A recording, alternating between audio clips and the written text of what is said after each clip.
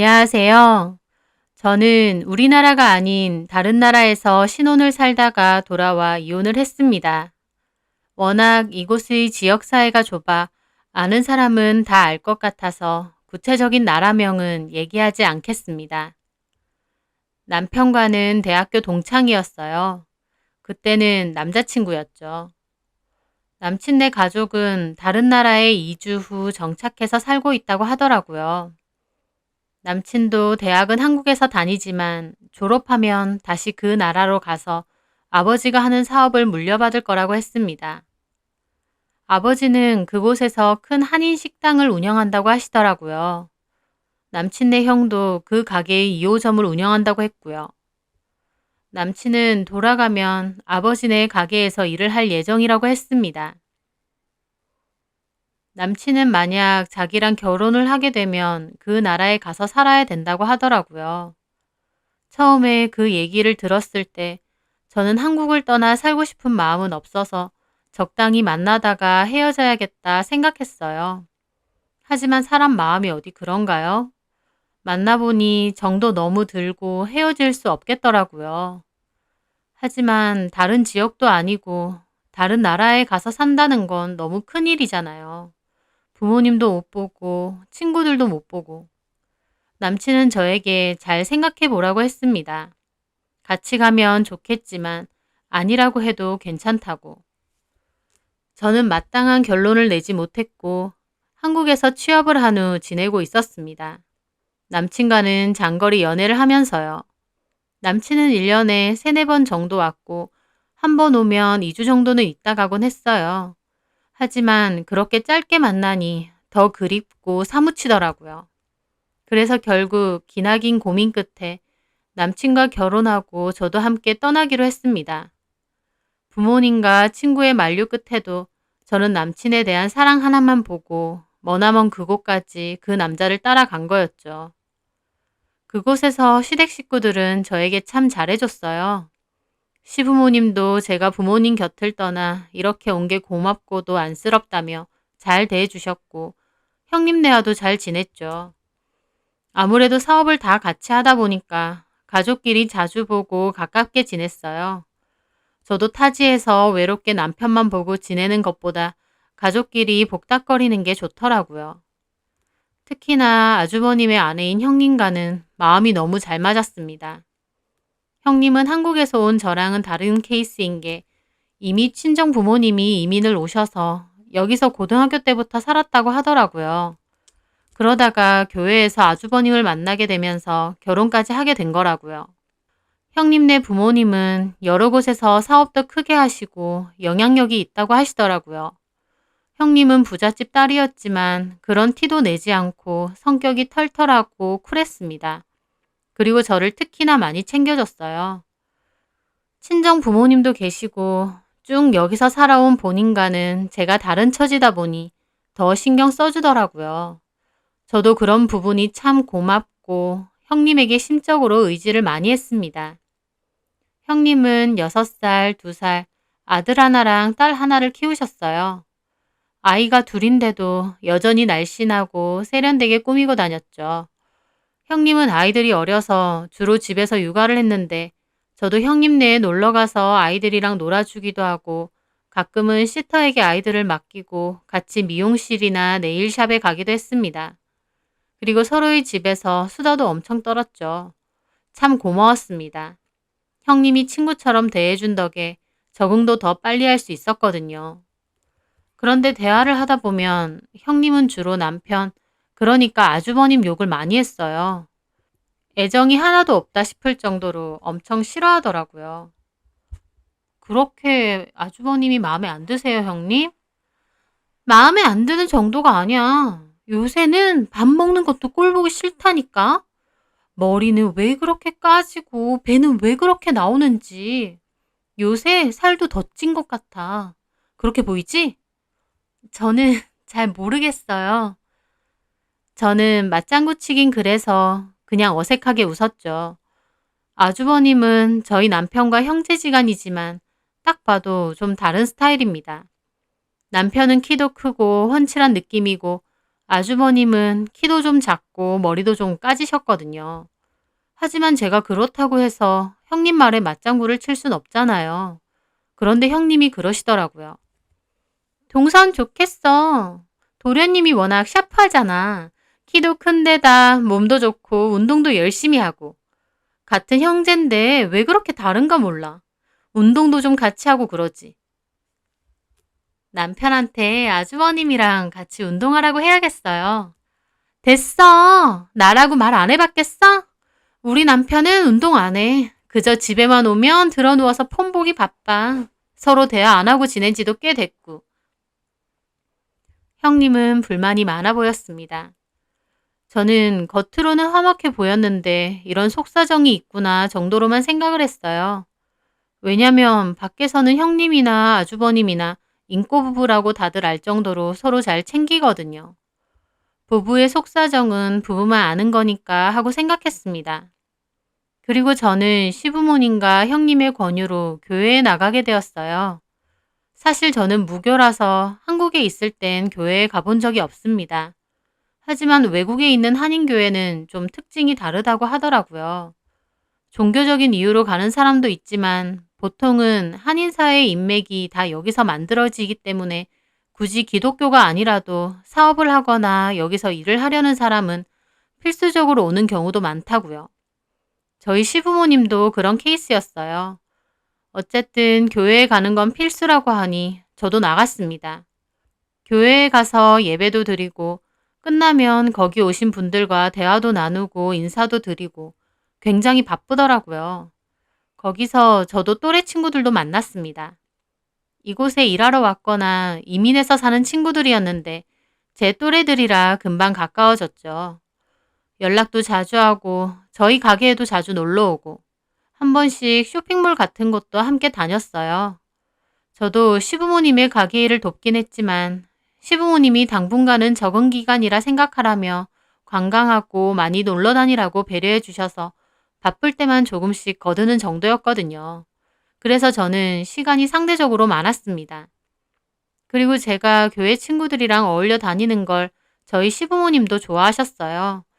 어차피 서로서로 다 아는 사이다 보니까 서로 알고 지내는 게 훨씬 좋다고요. 그렇게 하루는 교회 친구들과 카페를 갔을 때였습니다.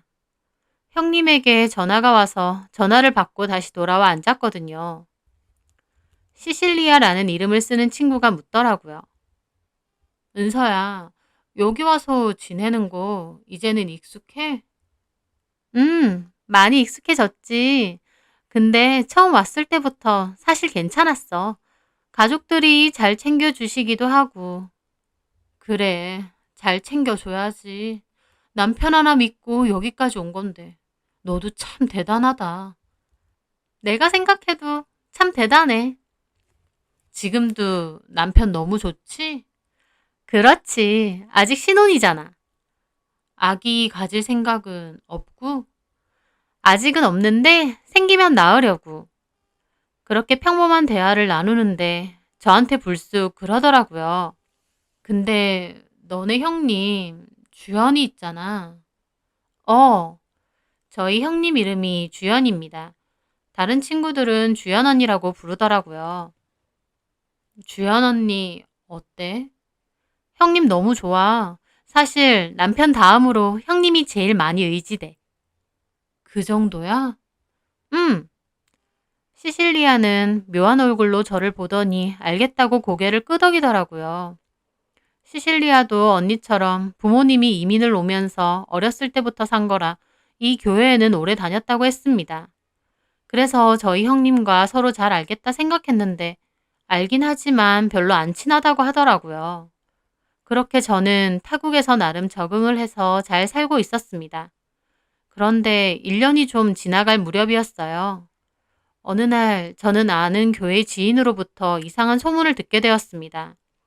저희 가족에 관해서 엄청 깨름직하고 불쾌한 소문이었어요. 바로 형님네 둘째 딸이 아주버님의 아이가 아니라는 거예요. 무시하기엔 너무 기분 나쁘고 화나는 소문이었죠. 그런데 나중에 알고 보니 시실리아 포함해서 제 교회 친구들도 그 소문을 다 알고 있는 거예요. 저는 시실리아에게 말했죠. 도대체 누가 그런 말도 안 되는 소문을 퍼뜨리는 거야? 제 말에 시실리아가 저를 묘하게 보더라고요. 말도 안 되는 소문이라고 생각해? 어? 아니야, 아무것도. 하지만 말과 달리 시실리아는 뭔가 저에게 말하고 싶은 눈치더라고요. 뭔데? 왜 그래? 아니야. 너네 가족 일인데 내가 함부로 말하긴 그렇지.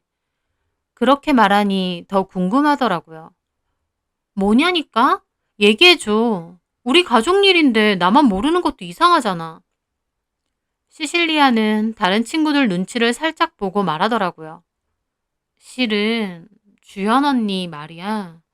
너는 여기 온 지 1년밖에 안 돼서 잘 모르겠지만 우리는 예전부터 같이 교회 다녔잖아.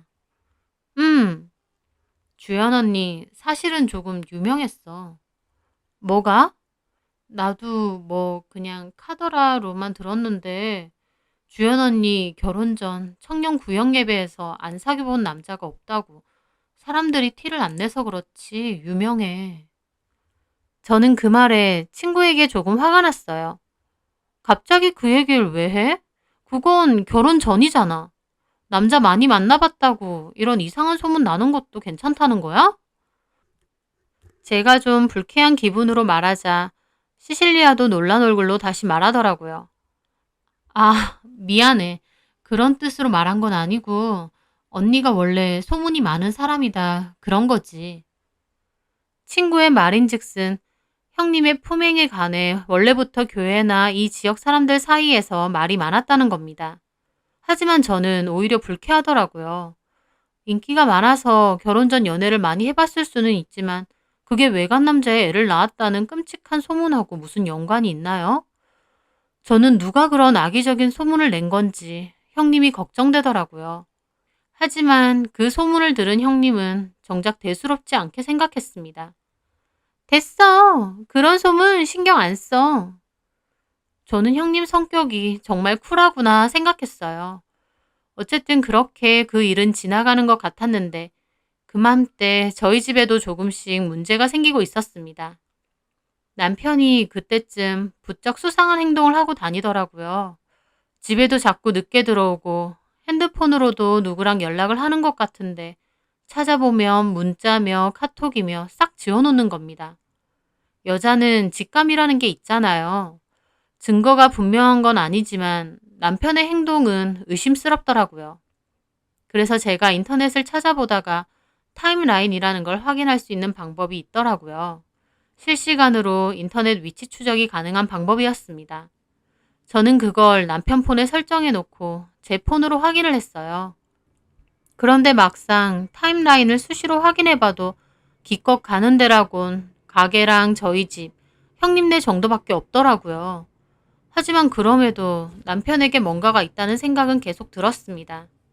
남편에게 말해볼까 싶기도 했지만 정확한 증거가 없이는 함부로 닥달하면 안 되겠더라고요. 그렇게 뭔가 찝찝한 기분으로 속만 끓이고 있는데 결정적인 그 일이 있었던 겁니다. 어머님에게 전화했을 때 어머님이 오늘 가게 일찍 마쳤다고 하셨는데 정작 남편은 저에게 단체 손님이 있어서 늦는다고 하면서 안 들어오는 거예요. 제가 타임라인을 확인해 보니 남편은 정말 가게에 있긴 하더라고요. 저는 이 타임라인이 위치를 못 잡는 건가? 오류가 있는 건가? 하면서 긴가민가한 기분으로 그 길로 택시를 잡아 타고 남편네 가게로 갔습니다. 그런데 저는 거기서 이상한 걸 보았어요.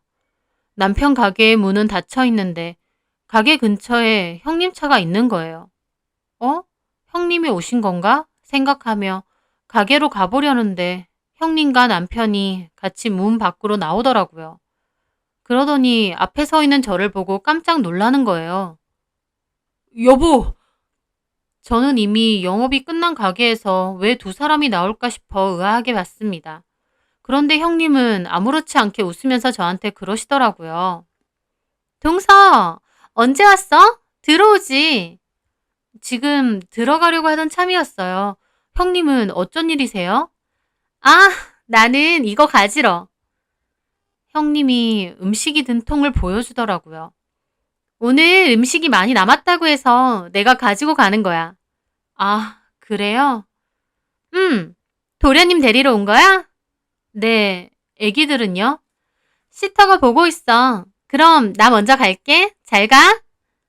형님은 그렇게 말하고 차로 올라탔습니다. 아무 문제 없이 자연스럽게요. 저는 얼떨떨한 기분으로 남편을 봤는데 정작 남편은 약간 긴장한 얼굴이더라고요. 저는 남편에게 따졌죠. 무슨 단체 손님이야? 어머님은 아까 전에 영업 끝났다던데. 아, 저기 실은 바른 대로 말해. 속일 생각하지 말고. 가게에서 좀 쉬다 간다고. 무슨 가게에서 쉬어? 집에 와서 쉬면 되지. 아, 그냥 좀 누워서 폰도 좀 편하게 보고 게임도 하고 싶고. 그래서 자기가 게임하는 거 안 좋아하잖아. 게임하려고 일부러 단체 손님 있다고 거짓말한 거야? 미안해. 너무한다 진짜.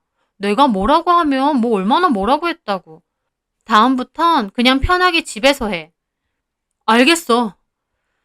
저는 일단 그렇게 남편과 집으로 왔어요. 그런데 그 일이 며칠 동안 계속 머릿속을 맴돌더라고요. 불 꺼진 가게에서 왜 형님과 남편이 나왔을까라는 생각이요.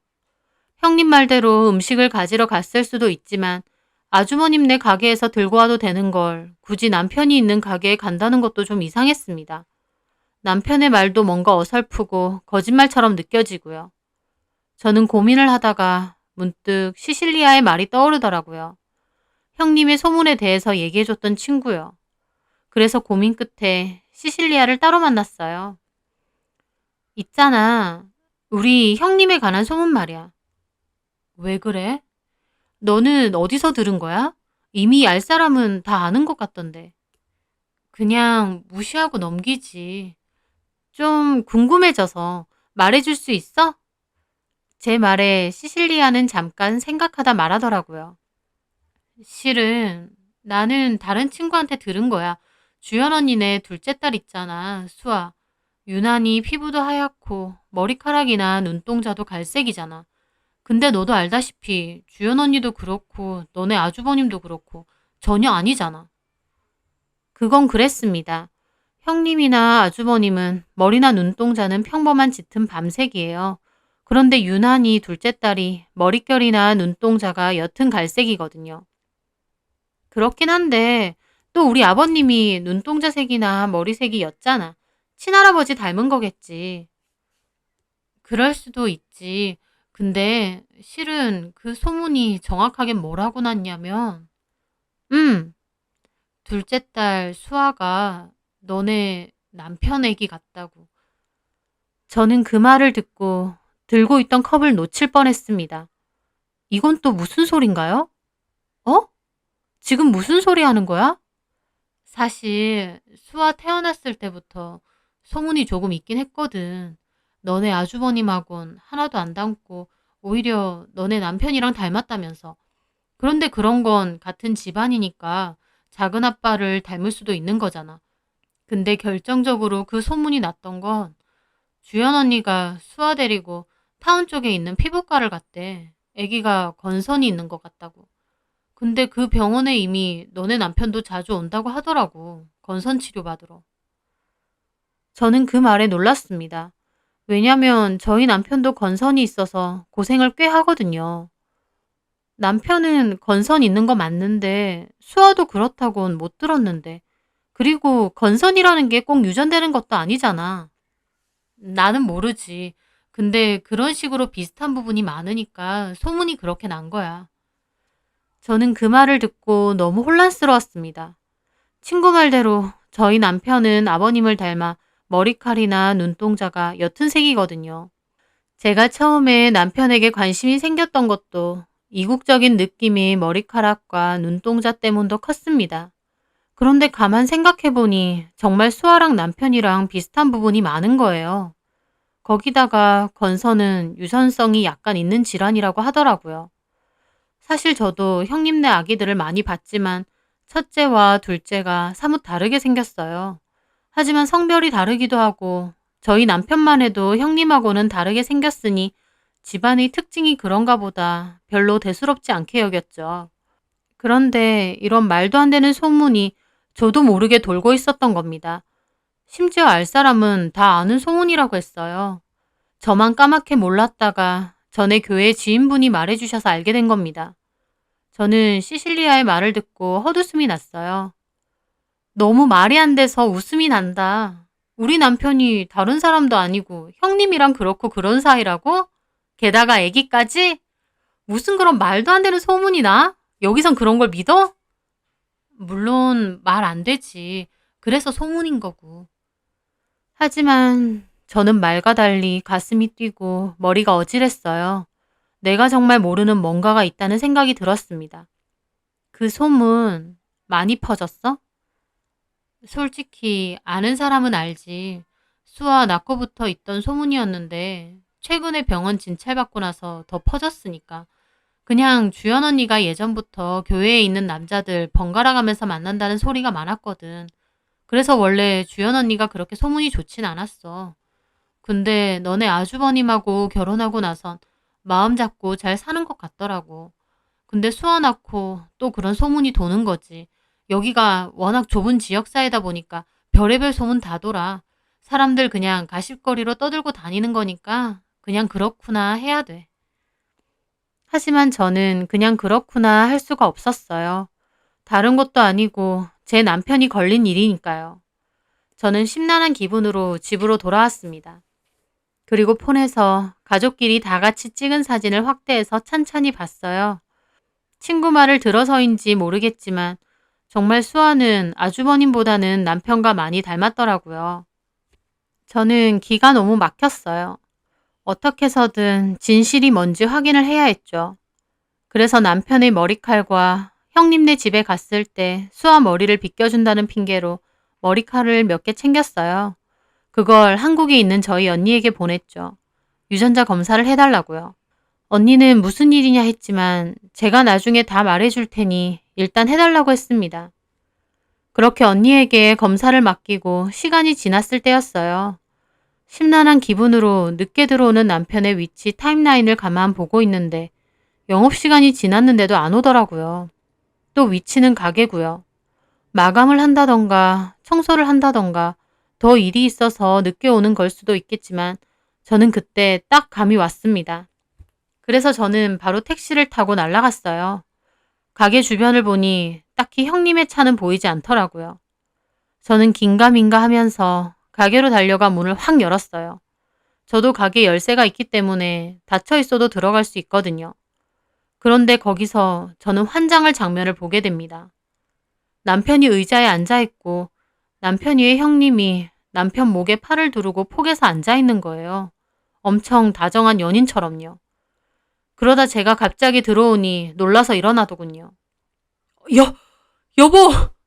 저는 정말 그 소문이 사실이구나 라는 생각이 들며 머리가 하얘졌습니다. 그리고 달려가서 남편 뺨을 때렸어요. 미쳤어? 뭐 하는 짓이야?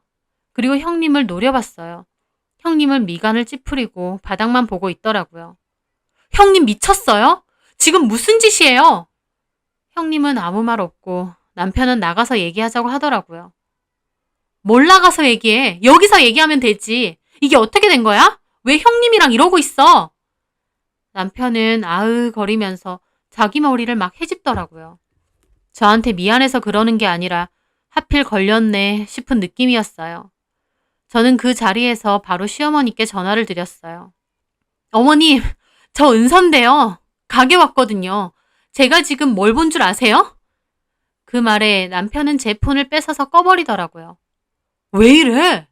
다 말해야지. 이런 미친 짓 해놓고 그냥 지나가길 바랬어? 어머님, 아버님한테도 다시. 다 말해야지. 이런 미친 짓 해놓고 그냥 지나가길 바랬어? 어머님, 아버님한테도 다 말하고 아주머님한테도 말해야지. 여보, 이러지 말고. 아니, 진짜 미친 거야? 바람을 펴도 어떡해. 같은 가족끼리 이러냐고. 진짜 더럽고 소름 끼치고. 너 하나만 보고 이 나라까지 온 나한테 어떻게 이럴 수가 있니? 네가 사람이야? 형님이 사람이에요? 자식들도 있는 사람이 어떻게 도련님이랑 이런 짓을 저질러요? 짐승이에요? 짐승도 이런 짓은 안 해요. 저한테는 타고 가서 안쓰럽다고 해놓고 뒤에선 제 남편이랑 이러고 있어요. 진짜 미쳤냐고요. 제 울부짖음에 형님은 그저 한숨만 푹푹 내쉬고 남편은 잘못했다고 저를 붙잡더라고요. 저는 믿을 수 없는 현실에 주저앉아서 울었어요. 그렇게 한참을 난리를 치고 기운이 빠져 자리에 앉아 있는데 아까 제 전화를 받은 시부모님까지 가게로 왔더라고요. 제 모습을 보고 남편과 형님까지 둘러본 시부모님. 그런데 남편을 향한 시부모님의 말이 너무 황당했습니다. 너네 아직도 이래? 이제 안 그런다며? 저는 이건 또 무슨 소린가 했습니다. 이젠 안 그런다니요? 저는 정신을 차리고 어머님께 여쭤봤죠. 어머님, 그게 무슨 말이세요? 제 말에 시어머니는 그냥 한숨만 쉬고 있었어요. 저는 놀라서 다가갔습니다. 어머님, 다 알고 계셨어요? 동현 씨랑 형님이랑 그렇고 그런 사이인 거? 아니, 그게 아니라 방금 아직도 이러고 있냐고 하셨잖아요. 아버님도 다 알고 계셨어요? 저 아무 말 안 했는데 이 상황만 보고도 어떤 상황인지 다 알고 계시네요? 제 말에 아버님도 천장만 보며 한숨을 푹푹 내쉬더라고요. 저는 진짜 미치고 팔짝 뛸 것 같았습니다. 그렇게 무너지듯 바닥에 주저앉았어요. 가만 앉아서 이 가족들을 올려다보는데 순간 너무 무섭더라고요. 도대체 뭘 숨기고 있는 건지. 이 미친 사람들을 내가 가족이라고 생각하고 타국까지 와서 살았던 건지. 갑자기 모든 것이 너무 무서워졌습니다. 저는 비틀거리며 시부모님의 만류도 뿌리치고 밖을 나왔어요. 그리고 택시를 타고 무작정 근처 공원으로 갔어요. 집으로 가고 싶지도 않았거든요. 공원은 밤이라서 사람이 많지 않아 더 무섭더라고요. 갑자기 제가 혼자라는 생각과 이 낯선 나라에 덩그러니 있다는 게 실감이 확 나더라고요. 저 가족들은 서로 똘똘 뭉쳐 저를 속이는 거였어요. 저는 그 길로 택시를 타고 형님네 집으로 갔습니다. 제가 문을 막 두드리니 아주버님이 나오시더라고요. 아니, 재수씨, 갑자기 무슨 일이세요? 아주버님, 형님 지금 집에 없죠? 예, 친구들 만나러 갔는데. 친구는 무슨, 아주머니 혹시 알고 계세요? 뭘요? 형님이랑 저희 남편이랑 그렇고 그런 사이인 거요. 그런데요, 저는 또 놀랐어요. 아주버님도 그게 뭔 소리냐며 눈이 뒤집힐 줄 알았는데 약간 제 말에 시선을 회피하시더라고요. 무슨 얘기를 어디서 들으셨는지 모르겠는데 그런 거 아니에요. 아니라니요. 제가 지금 두 눈으로 직접 봤어요. 재수 씨가 오해한 거예요. 그리고 어디서 그런 소리 하고 다니지 마세요. 이 동네가 얼마나 좁은데 소문날까봐 무섭습니다. 저는 그 순간 아주버님도 다 알고 있었구나 싶어 또 충격을 받았어요. 이 집 식구들은 다 알고 있었던 거예요. 형님의 남편인 아주머님까지요. 저는 충격으로 어버버하며 물어봤죠. 수아가 진짜 저희 남편 딸이에요? 제 물음에 아주버님은 눈이 엄청 커지더니 따지더라고요. 재수씨, 말 좀 가려서 하세요. 술이라도 먹었어요? 집으로 가세요. 그만 문 닫습니다. 그러더니 문을 쾅 닫는 거예요. 저는 너무 기가 막히더라고요. 뭘 어떻게 해야 할지 모르겠고요. 갈 곳도 없었습니다. 한국이었으면 친정으로라도 가던지 친구 집이라도 가는데 더 이상 이곳에 있는 그 누구도 믿을 수 없었어요. 저는 비틀거리며 집으로 갔습니다. 당장이라도 짐 챙겨서 한국으로 돌아가야겠다 싶었어요. 그런데 저희 집에 남편과 시부모님이 와 있더라고요. 저한테 얘기 좀 하자면서요. 그 사람들이랑은 말 한마디 섞기 싫었지만 한편으론 진실이 뭔지는 알아야겠더라고요. 그래서 남편에게 말했죠. 좋아. 하나도 숨김없이 다 얘기해줘. 내가 직접 눈으로 봤는데 더 이상 뭘 숨겨? 최소한 나에 대해 일말의 양심이라도 있으면 다 솔직하게 말해줘. 제 말에 남편도 한숨과 함께 고개를 끄덕이며 다 말하겠다고 했습니다. 남편이 말한 이야기는 놀라웠어요. 남편은 형님과 몰래 만나왔던 게 맞고 몇 년 전에 시부모님께 들켰다고 했습니다. 그때 시부모님도 난리가 났는데 형님을 못 쫓아낸 건 형님네 부모님이 여기서 크게 사업을 하시고 저희 시부모님도 이런저런 도움을 정말 많이 받았대요. 사업적으로나 인맥적으로도. 물론 지금도 받고 있고요. 그런 부분이 얽혀서 쫑을 내고 싶어도 못 냈다고 합니다. 대신 다시는 만나지 말라고 확언을 받았고 두 사람은 그냥 없던 일로 하고 형수와 도련님 사이로 지냈다고 해요. 저랑 결혼도 하고요. 그런데 얼마 전부터 다시 만나기 시작했다는 겁니다. 저는 남편이나 제가 형님이라고 불렀던 그 여자나 둘 다 죽여버리고 싶더라고요. 저는 떨리는 기분으로 물어봤습니다. 애초에 여기서는 소문이 다 나서 결혼하고 싶어도 할 여자도 없었겠구나. 그런 거 아니야. 우리가 대학교부터 사귀었는데 무슨 소리야. 1년에 몇 번이나 만났다고. 여기 있는 동안은 형수랑 잘도 붙어 먹었겠네. 그런 거 아니야. 진짜 쪽냈었다니까. 저는 떨리는 기분으로 물었습니다. 정말 수아가 당신 애야? 제 말에 남편도 한숨을 쉬더라고요. 나도 몰랐어. 형수도 그런 일은 전혀 없다고 했고. 그런데 형수가 갑자기 얼마 전에 실은 내 애라고 한 거야. 정말 남편의 애가 맞았습니다. 망치로 머리를 맞은 듯 멍해지더라고요. 혹시나 했는데 역시나였어요. 어머님, 아버님도 아셨어요? 제 말에 어머님이 힘없게 고개를 끄덕이시더라고요. 미안하다. 우리도 최근에 알았어. 주연이 걔가 말을 안 하니 우리가 알겠니? 근데 뒤통수 치는 것도 아니고 얼마 전에 그러는 거야. 너 없을 때 말하던가. 이미 결혼까지 한 동현이한테 수아가 사실 동현이 애라니. 어휴, 우리도 진짜 기가 막혀서. 근데 어쩌겠어. 어머님, 아버님, 동현 씨도 미쳤지만 그 여자도 미친 여자잖아요. 근데 그런 여자를 며느리로 계속 두고 싶으세요? 그렇게 단순한 문제가 아니다. 이래저래 도움받은 것도 많고 얽힌 것도 많고. 그럼 수아가 동현 씨 딸이라도 상관없다는 거예요? 어차피 형제니까 피가 안 섞인 것도 아니고 어쨌든 우리 핏줄이잖아. 그래서 그냥 수아한테는 비밀로 하고 잘 키우자고. 다들 미치셨어요, 진짜? 저는 말을 들으면서도 내가 뭘 듣고 있나 싶었어요. 이 집에는 정상적인 사람이 한 명도 없는 것 같더라고요. 제가 숨이 꼴딱꼴딱 넘어가니까 어머님이 다급하게 말하시더라고요. 예, 너무 그러지 마. 우리도 얼마나 기가 막혀. 근데 상황이 어쩔 수 없는 상황이 있는 거야. 네가 이것만 모른 척하고 넘어가 주면 우리도 너한테 섭섭치 않게 해줄게. 사무점 생각하고 있는데 그거 동현이랑 너랑 맡아. 너 차도 바꿔줄게. 어머님, 지금 자식들 상대로 뭐 하시는 거예요? 소문 날까봐 이러시는 거예요? 그럼 어떡해. 너도 나중에 자식 나오면 알겠지만 내 맘대로 되는 줄 아니? 누군 이런 걸 원한 줄 알아? 나도 기막혀 나도. 근데 어떡해? 어머님, 아버님이 진짜 부모라면 이러시면 안 돼요. 계속 덮고 지낼 수 있을 거라 생각하세요? 됐고요. 저는 이혼할 거예요. 못 살아요, 더 이상. 저는 이런 미친 짓에서 빠질게요.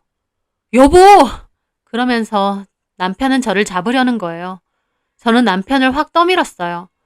만지지 마. 진짜 소름 끼친다. 너네 식구들 다. 앞에서는 나한테 잘해주는 척 하더니 사실은 여기서는 소문나서 결혼도 못할 둘째 아들 아무것도 모르고 한국에서 온 나한테 떠넘긴 거네. 와, 진짜. 저는 그렇게 방으로 들어가 한참을 울었어요. 도대체 이게 무슨 악몽 같은 일인가 싶어서요. 정말 다시는 생각하고 싶지 않은 끔찍한 일이었습니다. 그런데 공교롭게도 그 다음날 언니한테서 연락이 왔습니다.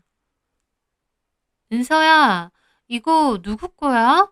친자 맞대. 더 놀랄 것도 없었습니다. 어제 남편 본인 입으로 다 들었으니까요.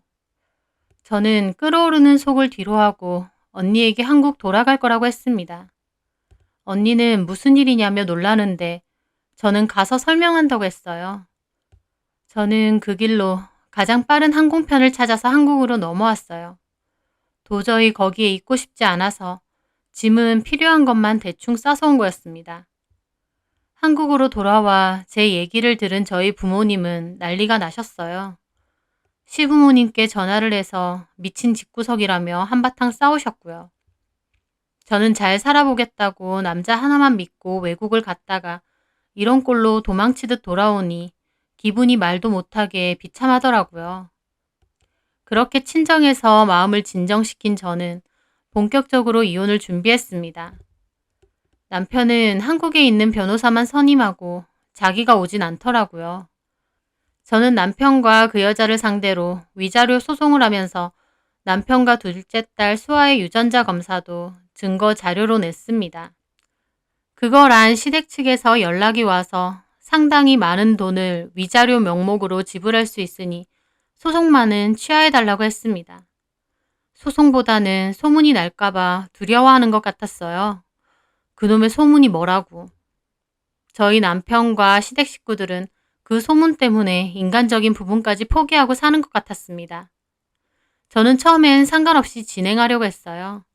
하지만 저도 이미 그 집과는 쫑난 거 돈이나 왕창 받고 빨리 끝내자 싶어 제시한 금액의 돈을 받고 합의하기로 하고 이혼했습니다.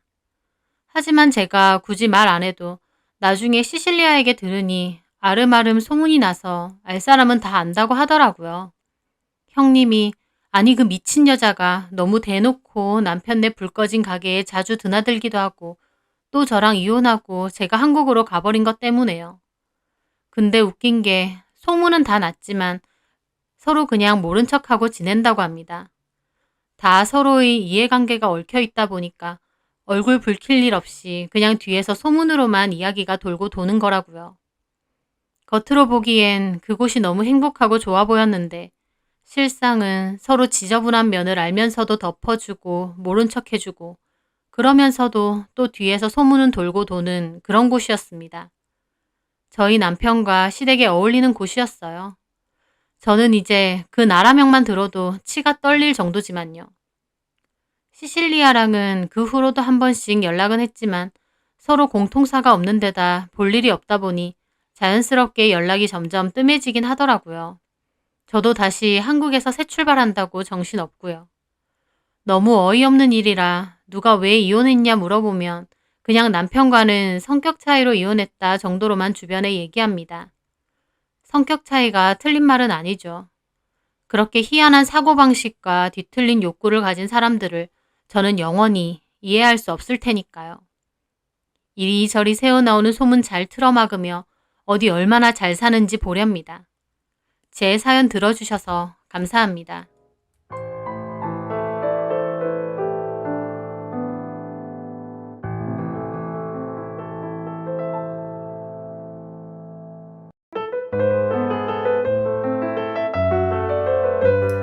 안녕하세요.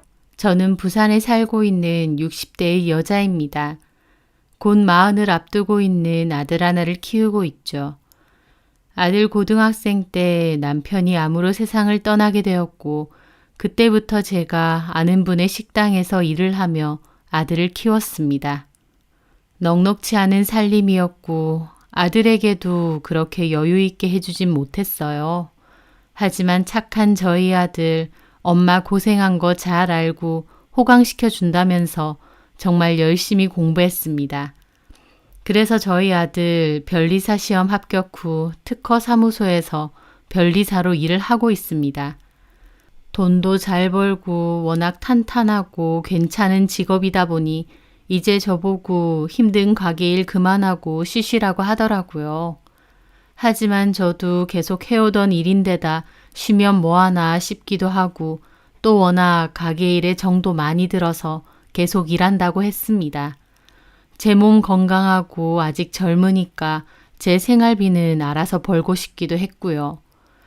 착하고 늠름하고 제 눈에는 뭐 하나 빠지는 것 없이 자랑스러운 아들이었지만 다만 한 가지 꽤 늦은 나이까지 장가를 못 갔다는 게 아쉬웠습니다. 공부하고 일한다고 늦은 것도 있고 좀 쑥맥과라 딱히 여자에 관심도 없는 것 같더라고요. 더 늦기 전에 결혼해서 가정도 일구고 예쁜 자식도 봤으면 싶었지만 아들이 생각이 없으니 저도 별로 재촉은 안 했습니다. 그저 속으로만 좋은 사람 만나길 바랬죠. 저희 아들이 결혼을 안 하고 있으니 가게 사장님이기도 한 친한 언니가 중매를 한번 서볼까 하더라고요. 그래서 제가 됐다고 했습니다. 본인이 별로 생각이 없는 것 같으니 그냥 냅두려고 한다고요. 사장 언니가 더 아쉬워하더라고요. 건영이 정도면 직업 좋겠다, 인물 나쁘지 않겠다, 성격 순하고 착해서 가정적일 것 같고 다 좋은데 아쉽다면서요.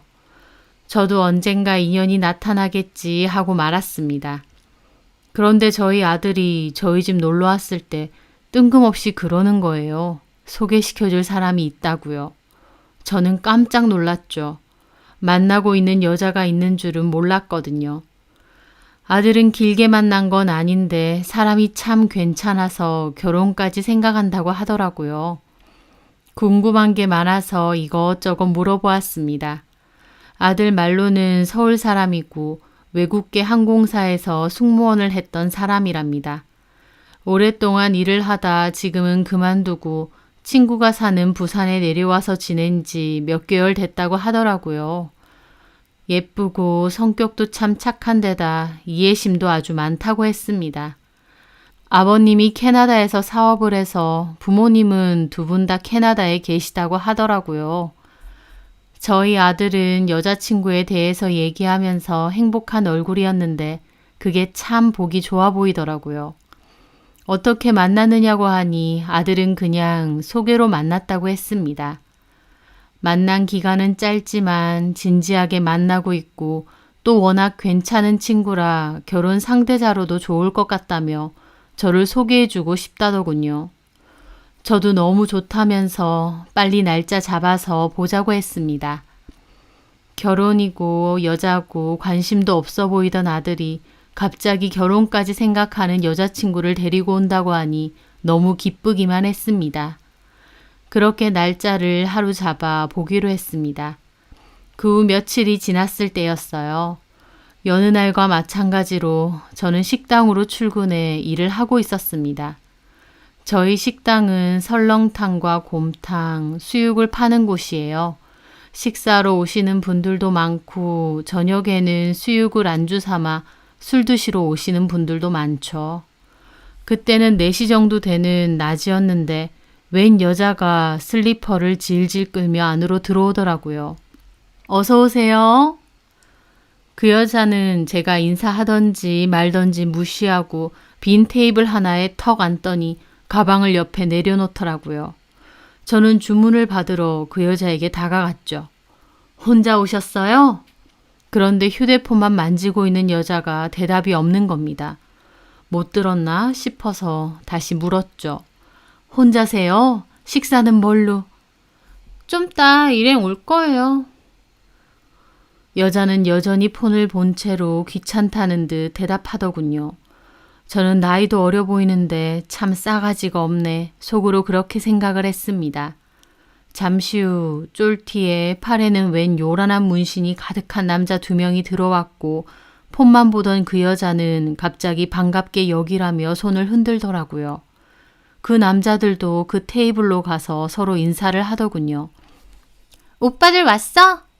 야, 간만이다. 얼마만이냐? 좀 됐지. 온다고 고생했어.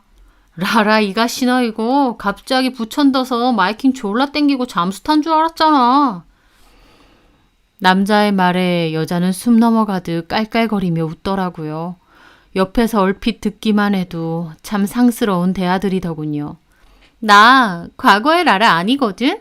내 과거 자꾸 떠들지 말래? 지랄한다. 뭐 먹을래? 수육 먹을래?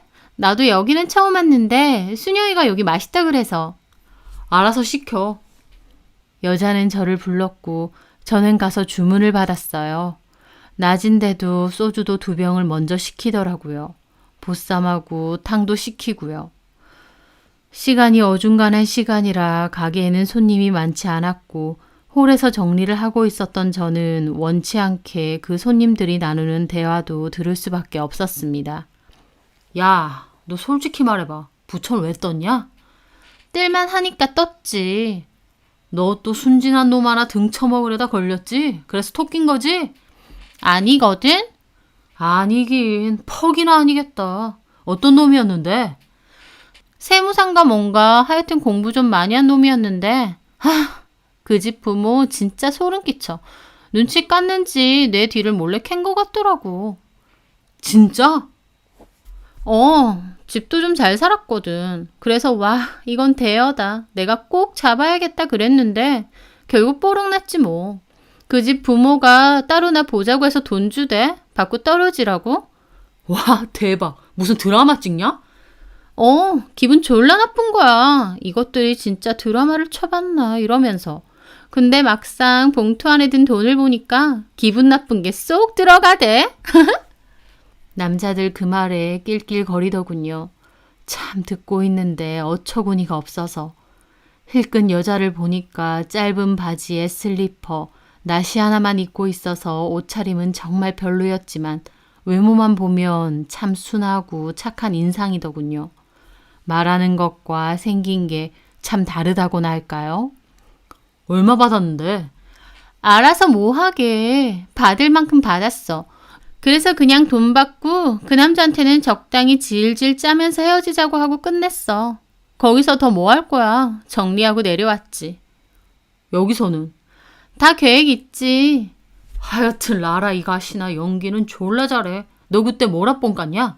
뭐 기업 사내 아나운서랬나? 공무원이랬나? 아나운서는 그 전 남자고 그때 그 남자는 은행원이라고 했지. 진짜 웃기네. 너랑 대화 10분만 해보면 머리 텅텅인 거 바로 알 텐데 그 남자들은 그걸 믿냐? 뭐래. 오빠들이 멍청하니까 내가 맞춰주려고 이렇게 말하는 거지. 그런 남자들이랑은 지적인 대화 잘하거든? 놀고 있네. 그렇게 참 상스럽고도 의문스러운 대화가 오갔을 때였습니다. 갑자기 그 여자가 앙칼지게 저를 부르더군요. 아이씨, 아줌마! 저는 놀라서 쳐다보니 그 여자가 빨리 와보라며 짜증을 내더군요. 무슨 일이세요? 제 말에 그 여자가 손가락으로 머리카락 하나를 들고 막 들이미는 겁니다. 이거 안 보여요? 아씨, 진짜 더러워서. 머리카락이 나왔다니 깜짝 놀랐죠. 급하게 사과를 했습니다. 그런데 그 머리카락을 가만 보니 길기도 길고 색깔도 있는 것 같더라고요. 저기 손님, 이거 손님 머리카락 같은데요? 뭐라고요? 저나 여기 일하시는 분들 머리 길이가 이렇게 긴 사람이 없고 색깔도 딱 손님 머리카락 색인데. 아니, 음식 더럽게 만들어 놓고 어디서 나한테 뒤집어 씌워? 그러면서 저에게 막 눈을 부라리며 따지는 겁니다. 참 어처구니 없기도 한데 한편으론 이 사람들이 무슨 일 하는 사람들인지 모르겠으니 무섭기도 하더라고요. 그렇게 저한테 삿대질까지 하며 한바탕 소란이 일었고 주방에 있던 사장 언니도 급하게 나오더라고요. 무슨 일이세요? 봐요. 음식에서 이런 머리카락 나왔다고. 아, 진짜 더러워서. 하지만 사장 언니도 똑같이 손님 머리카락 같다고 하니 그 여자에 이어 그 앞에 남자들까지 위협을 하더라고요. 어이 아줌마들, 음식에서 머리카락 나왔으면 사과나 똑바로 할 것이지 장사 안 하고 싶어? 참 기가 막혔습니다. 누가 봐도 그 여자 머리카락인데 억지를 부리더라고요. 사장 언니도 화가 나서 말했죠. 이 사람들이 진짜 본인들 머리카락이면서 어디서 덮어 씌워? 경찰 부를까? 영업방해죄로 신고해봐? 사장 언니가 좀 세게 나오니까 그것들도 약간 움찔하더라고요. 그러더니 숟가락을 테이블 위로 집어 던지더군요. 아이씨, 밥맛 떨어지네. 야, 그냥 가자. 너는 골라도 이딴 데를 고르냐? 미안해 오빠. 이런 데인 줄 알았나?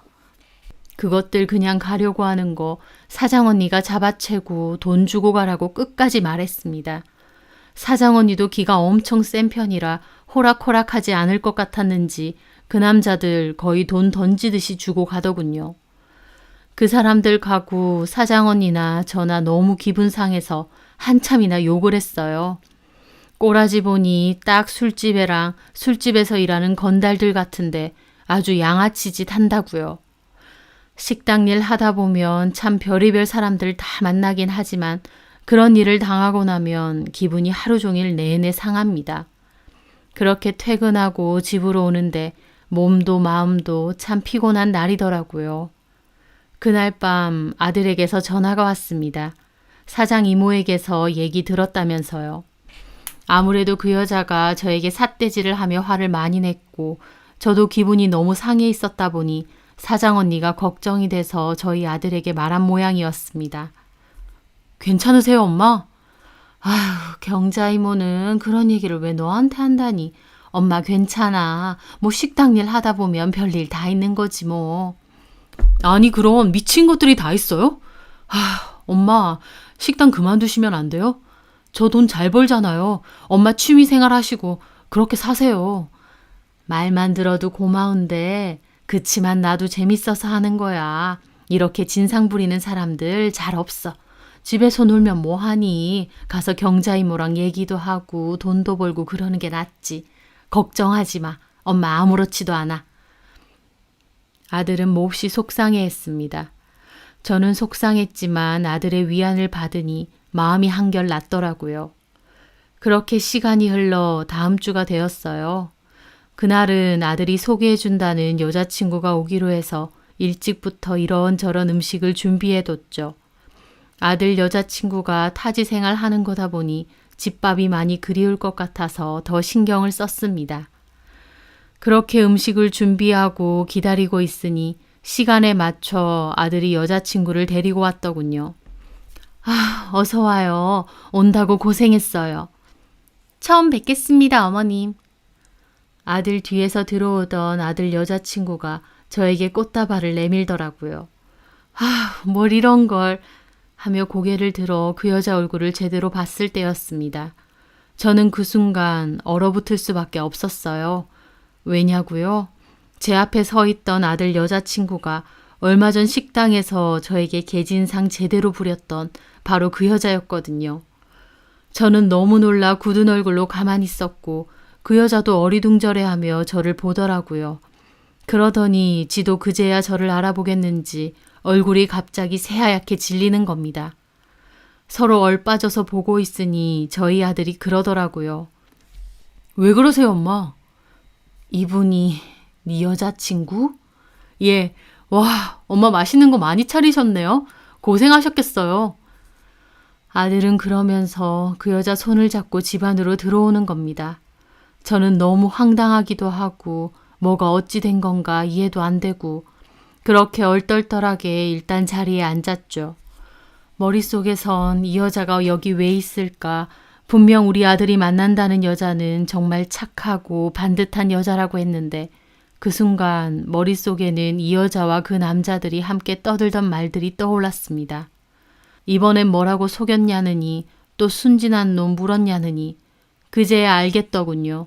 이 여자가 작정하고 직업이며 다 속이고 우리 아들에게 접근했구나 라는 것을요. 참 얼마나 기가 막히던지. 아들은 제가 표정이 안 좋다 보니까 여자친구가 맘에 안 들어 그런 줄 알고 허둥지둥거리며 이런저런 말을 하더라고요. 저기 엄마, 이거 민영이가 엄마 주려고 직접 만든 거래. 머핀인데 베이킹도 잘한다네. 그러면서 아들은 들고 온 상자를 열어 머핀을 보여주더라고요. 왠지 이 여자의 정체를 알아서 그런지 딱 봐도 어디서 사와서 상자만 바꾼 느낌이었습니다. 직접 만들었어요? 예? 네. 빵을 아주 잘 만드네. 직업이. 여자는 선뜻 말을 못하더라고요. 표정이 눈치를 살살 보는 게 자기가 그때 남자들과 떠든 이야기를 제가 들었는지 안 들었는지 확신을 못하는 얼굴이었죠. 본인 직업 몰라요? 제 말에 아들이 놀라서 말하더라고요. 엄마, 왜 그러세요? 제가 전에 말씀드렸잖아요. 외항사 승무원이라고. 외항사 승무원? 아주 그럴듯하네. 엄마, 어느 항공사요? 카타르 항공이라고. 그러면 영어도 아주 잘하겠네. 제가 계속 삐딱하게 굴자 아들도 어쩔 줄 몰라 하더라고요. 엄마, 왜 그러세요? 이 사람 불편하게. 이름이 뭐라고 했죠? 장민영입니다. 저는 비웃으며 말했죠. 민영? 정말? 엄마! 아니, 내가 알기론 그 이름 아니지 않나? 뭐라더라? 라라라고 했나? 그 말에 그 여자 얼굴이 확 달아오르더라고요. 엄마 지금 무슨 소리 하시는 거예요? 참 대단하신 분이더라. 전에는 뭐 기업에서 사내 아나운서 했고 그전에는 공무원 했다고 했나? 아, 공무원이 아니고 은행원. 맞죠? 식당에서 너무 크게 떠들어서 내가 듣고 싶지 않아도 다 들었거든요. 제 말에 아들은 어리둥절해하고 그 여자는 얼굴만 벌게진 채로 눈알만 굴리고 있더라고요. 엄마, 지금 무슨 말이세요? 지난주에 우리 식당 왔던 진상들 있다고 했지? 여자 1명에 남자 2명. 그 여자가 바로 여기 있네. 이 사람이야. 네? 아들은 너무 놀라더라고요. 그게 무슨 말이세요? 경자 이모가 여자는 무슨 술집 여자 같고 남자들은 생건달 같다고. 엄마가 착각하신 거 아니에요? 민영이가 무슨... 민영아, 네가 말해봐. 아니지? 어머님이 착각하신 것 같아. 나는 무슨 말인지 잘 모르겠는데. 참 어처구니가 없더라고요. 그 와중에도 잡아댄다는 게요. 아가씨, 다 들었다니까? 부천에서 왔고 거기서도 순진한 남자 하나 잡아서 결혼하려고 했다면서요. 근데 그 집 부모가 돈 봉투 줬다면서. 참 대단한 사람이네. 하마터면 우리 아들도 그렇고 나도 그렇고 깜빡 속을 뻔했어. 이렇게 잊고 있으니까 정말 영락없이 너무 참한 규수 같아. 어머니, 저 아니에요.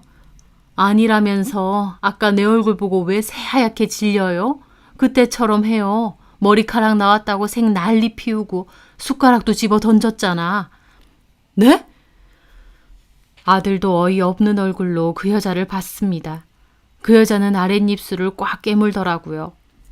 건영아, 너 좀 알아봐봐. 소개받았다며. 그 소개해준 사람이 어떻게 하는 건지 한번 알아보라고.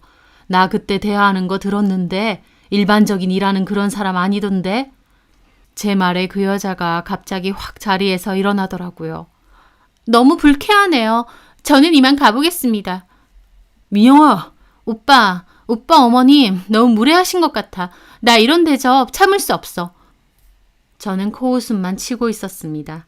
진짜 연기가 대단하더라고요. 아들은 너무 당혹스러운 얼굴이고요. 나 갈게. 그렇게 여자는 나갔고 아들은 급하게 따라가려고 하더라고요. 이건영, 따라가지 마.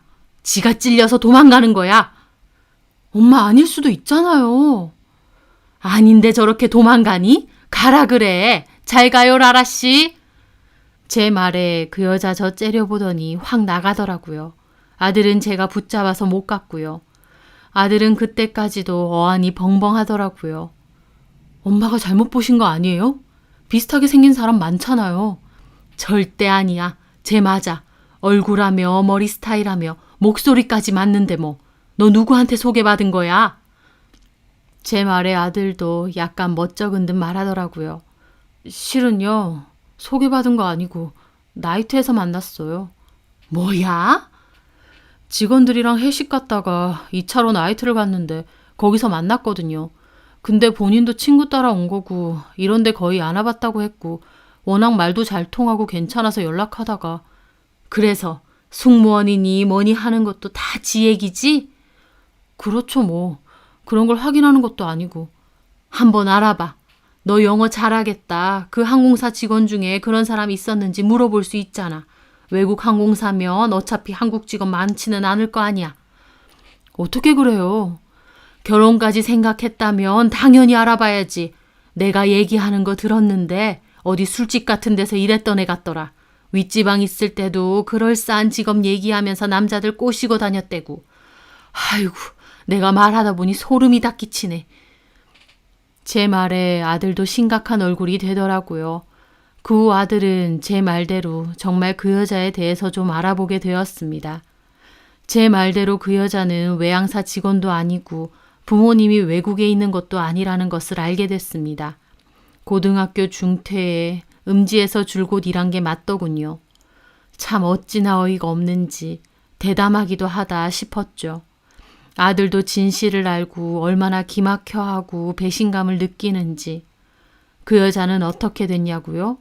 저희 집 오고 나서 그 후로 연락 두절됐답니다. 참 뻔뻔하고도 무서운 여자더라고요.